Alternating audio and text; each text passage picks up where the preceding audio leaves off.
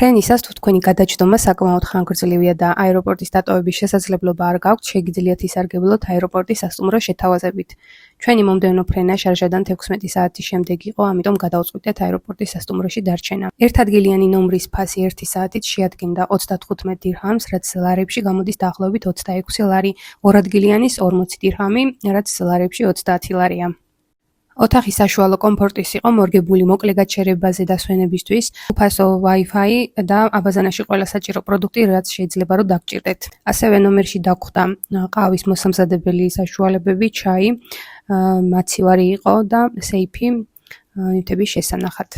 7 საათიანი ფრენის შემდეგ საკმაოდ აღლილები და მოშიებულები მივირთვით საჭმელი, დავისვენეთ, გამოვიძინეთ, ღამე რაც მთავარია და მოვემზადეთ მომდევნო ფრენისთვის. აქვე პატარა რჩევას დაგიტოვებთ, ჯობია წინასწარ გააკეთოთ სასტუმროს ჯავშანი, რადგან შესაძლოა ადგილი არ შეგხვდეთ მისულს.